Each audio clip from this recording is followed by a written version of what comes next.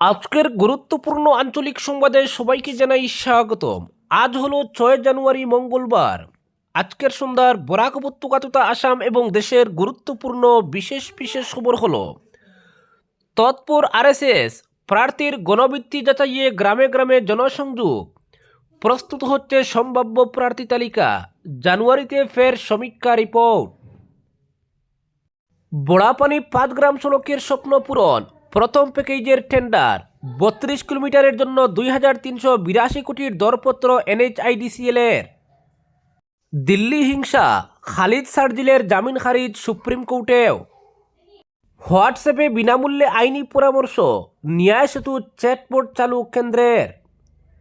কাছাড়ে আনুষ্ঠানিকভাবে শুরু বিজেপির দেয়াল লিখন কর্মসূচি, নির্বাচনকে সামনে রেখে প্রচার শুরু গেরুয়া দলের।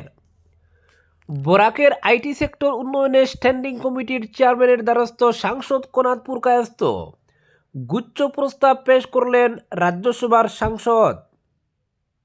বাংলাদেশে IPL সম্প্রচার বন্ধের নির্দেশ ইউনূস সরকারের। রাজ্যে কংগ্রেস ক্ষমতায় আসছেই, বললেন বিকাশ উপাধ্যায়। টিকিট প্রত্যাশীদের শক্তি প্রদর্শন হাইলাকান্দিতে। হাইলাকান্দি জেলায় ঋণমুক্ত কৃষকদের কৃষি ঋণ গ্রহণের আহ্বান। লাভ জেহাদের সংজ্ঞা দিন, RSS বিজেপিকে চ্যালেঞ্জ আসাদুদ্দিন ওয়াইসির। নথিভুক্ত মামলার তথ্য সংসদে রেকর্ড আকারে প্রকাশের দাবি। ট্রাফিক জ্যাম থেকে অবৈধ দখল, কাছাড়ের গুচ্ছ অসুখের গল্প শুনে কাজ শুরু নতুন জেলা শাসক আয়ুষ গর্গের। এবং সর্বশেষ খবরটি হলো, মার্কিন আধিপত্য, 100 বছরে এমন গুন্ডামি দেখা যায়নি, বললেন চীনা প্রেসিডেন্ট শি জিনপিং। এবারে শুনুন বিস্তারিত খবর। হাইলাকান্দি জেলার কৃষি আধিকারিক এক বিজ্ঞপ্তিতে জেলার ঋণ গ্রহীতা নন এমন প্রগতিশীল কৃষকদের কাছ থেকে কম সুদের হারে কৃষি ঋণ গ্রহণের আহ্বান জানিয়েছেন। এতে জানানো হয়েছে, আগামী আউশ শাইল শীতকালীন সবজি, বরদান ও উদ্যান শস্য চাষ করার জন্য জেলা প্রশাসন ও কৃষি বিভাগের উদ্যোগে কৃষকদের নিকটবর্তী ব্যাংক থেকে সরকারি নির্ধারিত কম সুদের হারে কৃষি ঋণ দেওয়ার ব্যবস্থা করা হয়েছে। এ বিষয়ে হাইলাকান্দি জেলা কৃষি আধিকারিকের কার্যালয়, কৃষি উন্নয়ন আধিকারিক ও কৃষি সম্প্রসারণ সহায়কের সঙ্গে যোগাযোগ করে আগামী 31 জানুয়ারির মধ্যে আবেদনপত্র সংগ্রহ করে সংশ্লিষ্ট কৃষি কার্যালয়ে জমা করার আহ্বান জানানো হয়েছে। বিস্তারিত বিবরণ সংশ্লিষ্ট কৃষি আধিকারিকদের কার্যালয়ে পাওয়া যাবে। পরবর্তী খবর, বরাকের আইটি সেক্টর উন্নয়নে স্ট্যান্ডিং কমিটির চেয়ারম্যানের দ্বারস্থ সাংসদ কোনাদ গুচ্ছ প্রস্তাব পেশ করলেন। উত্তর পূর্ব সহ বরাক উপত্যকার আইটি সেক্টর উন্নয়নে কমিউনিকেশন অ্যান্ড ইনফরমেশন টেকনোলজি মন্ত্রকের স্ট্যান্ডিং কমিটির চেয়ারম্যানের কাছে গুচ্ছ প্রস্তাব পেশ করলেন রাজ্যসভার সাংসদ কোনাদপুর কায়স্থ। তিনি মনে করেন, বরাক উপত্যকার শহর ও গ্রামাঞ্চলে উচ্চগতির ব্রডব্যান্ড এবং 5G সংযোগ সম্প্রসারণ অতি আবশ্যক। শিলচর, করিমগঞ্জ ও হাইলাকান্দিতে আইটি পার্ক, প্রযুক্তি ইনকিউবেশন সেন্টার এবং কোওয়ার্কিং স্পেস স্থাপনে গুরুত্ব আরোপ করেন তিনি। এ বিষয়ে সাংসদ কোনাদপুর কায়স্থ যে প্রস্তাব পেশ করছেন, এতে তিনি উল্লেখ করেন, আইটি এবং ITES উদ্যোগগুলিকে আকর্ষণ করার জন্য নির্ভরযোগ্য বিদ্যুৎ সরবরাহ এবং শক্তিশালী ডিজিটাল অবকাঠামো অপরিহার্য। দক্ষতা উন্নয়ন এবং শিক্ষা, কৃত্রিম বুদ্ধিমত্তা, ক্লাউড কম্পিউটিং, সাইবার নিরাপত্তা এবং সফটওয়্যার উন্নয়নের মতো উদীয়মান প্রযুক্তিতে শিল্প সংযুক্ত প্রশিক্ষণ কর্মসূচি চালু করা উচিত।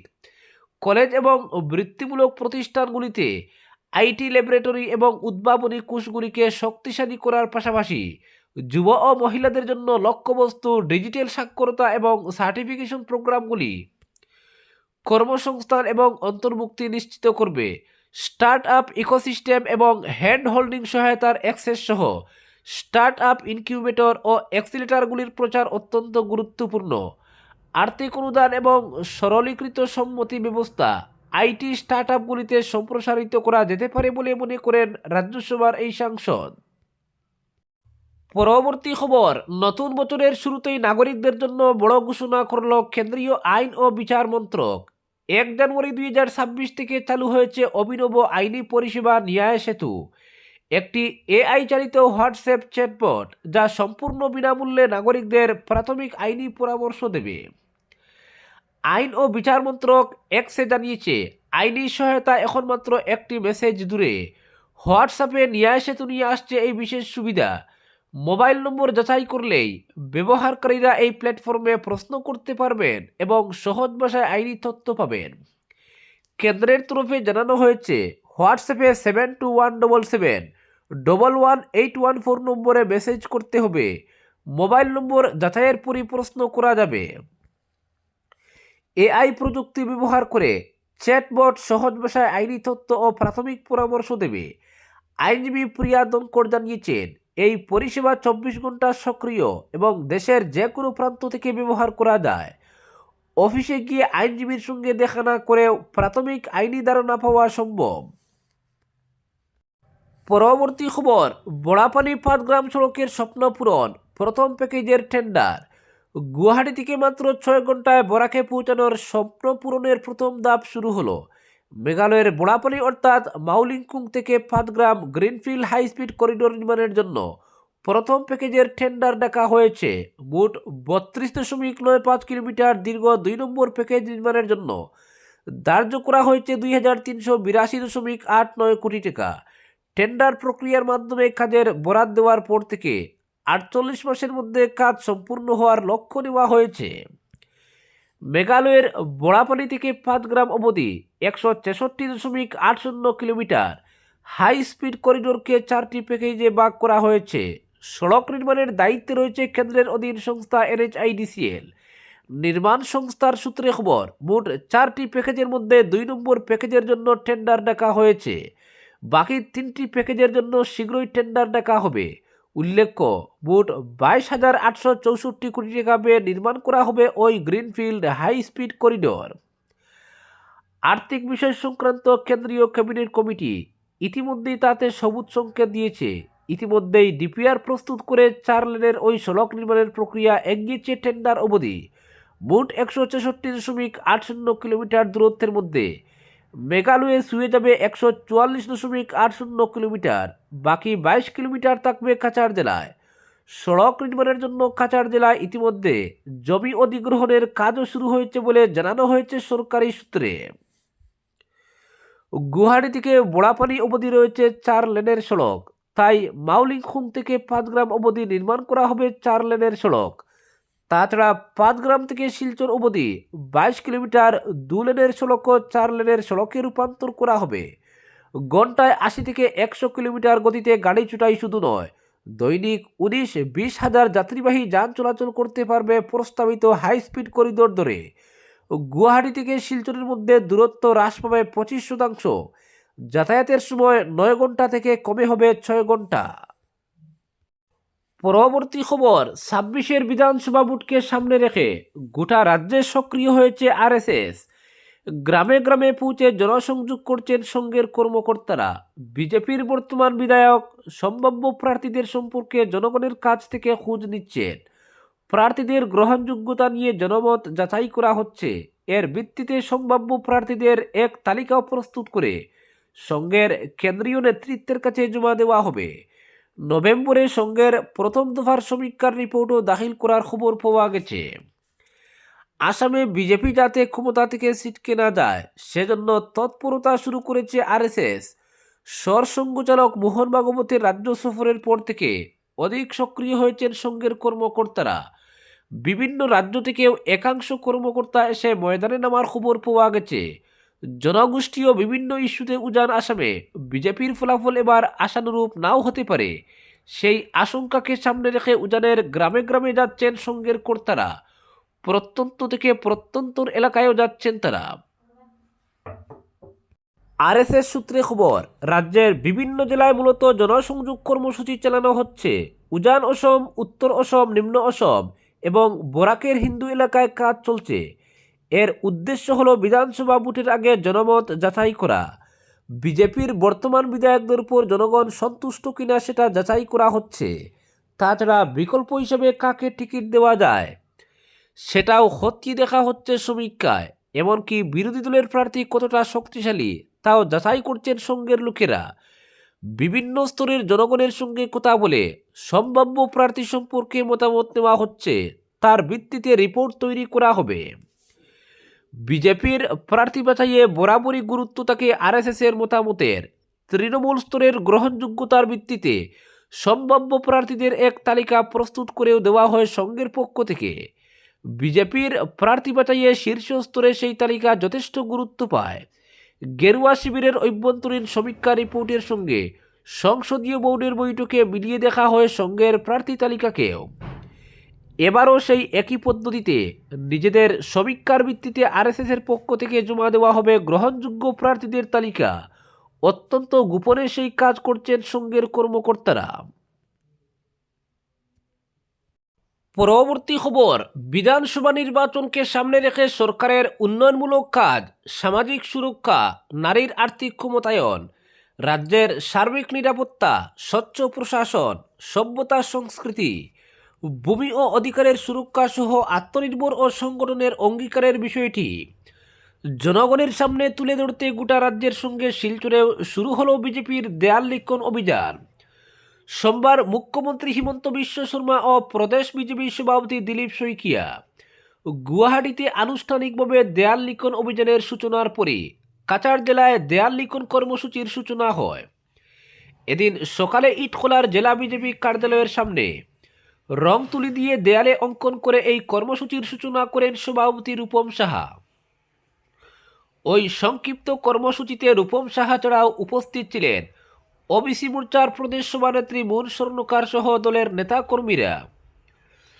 দেয়াল লিখনের মাধ্যমে আসামের সুরক্ষা, বিজেপির প্রতিজ্ঞা বিষয়টি তুলে ধরা হয়। আগামী বিধানসভা নির্বাচনকে সামনে রেখে দলের প্রচারাভিযানে গুরুত্বপূর্ণ অংশ হিসেবে এই স্লোগানটি বিবেচিত বলে জানান বিজেপি কার্যকর্তারা। পরবর্তী খবর, বাংলাদেশে আইপিএলের সব খেলা ও অনুষ্ঠান সম্প্রচার বন্ধ রাখতে নির্দেশ দিয়েছে দেশটির তথ্য মন্ত্রক। মুস্তাফিজুর রহমানকে আইপিএল থেকে বাদ দেওয়ার প্রেক্ষিতে জনস্বার্থে এই নির্দেশ জারি করা হয়েছে বলে উল্লেখ করা হয়েছে মন্ত্রকের সংবাদ বিজ্ঞপ্তিতে। তথ্য মন্ত্রকের সহকারী সচিব মোহাম্মদ ফিরোজ খান স্বাক্ষরিত বিজ্ঞপ্তিতে বলা হয়েছে, ভারতীয় ক্রিকেট বোর্ড কর্তৃক আগামী 26 মার্চ থেকে অনুষ্ঠেয় ইন্ডিয়ান প্রিমিয়ার লিগে বাংলাদেশের তারকা খেলোয়াড় মুস্তাফিজুর রহমানকে কলকাতা নাইট রাইডার্স দল থেকে বাদ দেওয়ার নির্দেশ দেওয়া হয়েছে। ভারতীয় ক্রিকেট বোর্ডের এমন সিদ্ধান্ত বাংলাদেশের জনগণকে ব্যথিত করেছে। বিজ্ঞপ্তিতে উল্লেখ করা হয়, শুধু খেলা নয়, আইপিএল সংক্রান্ত সব অনুষ্ঠানের সম্প্রচারও বন্ধ রাখতে হবে। এমতাবস্থায় পরবর্তী নির্দেশ না দেওয়া পর্যন্ত আইপিএলের সব খেলা এবং অনুষ্ঠান প্রচার সম্প্রচার বন্ধ থাকবে বাংলাদেশে। পরবর্তী খবর, লাভ জেহাদের সংজ্ঞা দিন, আরএসএস বিজেপিকে চ্যালেঞ্জ ওয়াইসির। লাভ জেহাদ ইস্যুতে নতুন করে বিতর্ক উস্কে দিলেন এআইএমআইএম সভাপতি ও সাংসদ আসাদুদ্দিন ওয়াইসি। আরএসএস ও বিজেপিকে সরাসরি চ্যালেঞ্জ জানিয়ে তিনি দাবি করেন, সংসদে লাভ জেহাদ সংক্রান্ত সরকারি পরিসংখ্যান প্রকাশ করা হোক এবং এই শব্দটির স্পষ্ট আইনি সংজ্ঞা জানানো হোক। মহারাষ্ট্রের অমরাবতীতে সাংবাদিক সম্মেলনে ওয়াইসি বলেন, গত 11 বছরে দেশে কতটি লাভ জেহাদ মামলা নথিভুক্ত হয়েছে তা সরকারকে জানাতে হবে। একই সঙ্গে তিনি প্রশ্ন তুলেন, কোনো আইনি সংজ্ঞা ছাড়াই কীভাবে একটি শব্দ রাজনৈতিক ও সামাজিক পরিসরে ব্যবহার করা হচ্ছে। ওয়াইসির এই মন্তব্যে আসে আরএসএস প্রধান মোহন ভাগবতের সাম্প্রতিক বক্তব্যের পর। ভোপালে এক অনুষ্ঠিত ভাগবত বলেন, পরিবারের পারস্পরিক যোগাযোগ বাড়ালে লাভ জেহাদের মতো বিষয়ের সমাধান সম্ভব।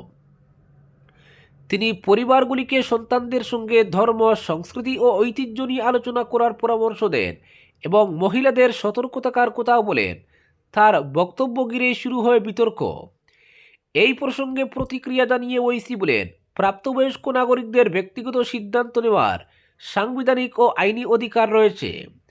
তার কথায় কাকে বিয়ে করা হবে বা কার সঙ্গে সম্পর্ক গড়া হবে তা কোনো রাজনৈতিক দল বা সংগঠনের মতাদর্শ নিয়ে ঠিক করা যায় না। বিজেপি ও আরএসএসের সমালোচনায় আরও এক ধাপ এগিয়ে ওয়াইসি বলেন, লাভ জেহাদের মতো ইস্যু তুলে ধরে তারা আসল জাতীয় সমস্যাগুলি থেকে নজর ঘুরাতে চাইছে। বেকারত্ব, মূল্যবৃদ্ধি এবং লাদাখে ভারত চীন সীমান্ত পরিস্থিতির মতো গুরুত্বপূর্ণ বিষয় আড়াল করতেই এই ধরনের বিতর্ক উস্কে দেওয়া হচ্ছে বলে তার দাবি। পরবর্তী খবর, মার্কিন আধিপত্য 100 বছরে এমন গুন্ডামি দেখা যায়নি, বললেন চীনের রাষ্ট্রপতি শি জিনপিং। ভেনেজুয়েলায় ঢুকে সে দেশের প্রেসিডেন্ট নিকোলাস মাদুরো এবং তার স্ত্রীকে অপহরণ এবং বন্দী করেছে আমেরিকা, তা নিয়ে ইতিমধ্যেই দুইবার কড়া বিবৃতি দিয়েছে চীন। এবার মার্কিন প্রেসিডেন্ট ডোনাল্ড ট্রাম্পের বিরুদ্ধে সরাসরি মুখ খুললেন চীনা প্রেসিডেন্ট শি জিনপিং। ভেনেজুয়েলায় আক্রমণ করে আমেরিকা যে গুন্ডামি করেছে তা গত 100 বছরেও দেখা যায়নি বলে মন্তব্য করলেন তিনি। চীন ভেনেজুয়েলার মজবুত দ্বিপাক্ষিক সম্পর্ক আন্তর্জাতিক রাজনীতিতে সর্বজনবিদিত। বিশ্বের বৃহত্তম তেল ভান্ডার ভেনেজুয়েলায় রয়েছে, সেই দেশ থেকেই সবচেয়ে বেশি পরিমাণে তেল কিনে বেজিং। ঘটনাচক্রে ভেনেজুয়েলার সেই খনিজ তেলের ভান্ডারের দিকেই যে আমেরিকার নজর, তা গোপন করেননি মার্কিন প্রেসিডেন্টও। জিনপিং বলেন, গোটা বিশ্ব এখন একটা পরিবর্তনের মধ্য দিয়ে যাচ্ছে। গত 100 থেকেও এমন অস্থিরতা দেখা যায়নি। এমন একতরফা আচরণ এবং গুন্ডামিতে আন্তর্জাতিক স্থিতাবস্থা বিঘ্নিত হচ্ছে। চীনা সংবাদ মাধ্যম জানিয়েছে, আয়ারল্যান্ডের প্রধানমন্ত্রী মাইকেল মার্টিনের সঙ্গে সাক্ষাৎ করেছিলেন জিনপিং। সেই বৈঠকের পরই ভেনেজুয়েলার পরিস্থিতি নিয়ে মুখ খুলেন তিনি। বলেন, প্রতিটি দেশেরই উচিত অন্য দেশের উন্নয়নের পথকে সমর্থন করা, আন্তর্জাতিক আইন এবং রাষ্ট্রসংঘের সদনের উদ্দেশ্য এবং নীতি মেনে চলা। বিশ্বের শক্তিধর দেশগুলির উচিত এই বিষয়টি নিশ্চিত করা। মাদুরোকে অপহরণ এবং বন্দী করা নিয়ে শনিবার রাতেই প্রথম মুখ খুলেছিল চীন।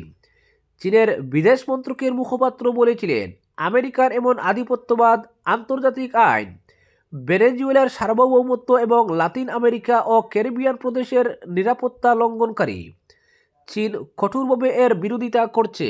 আজকের বিশেষ সংবাদ এখানেই সমাপ্ত।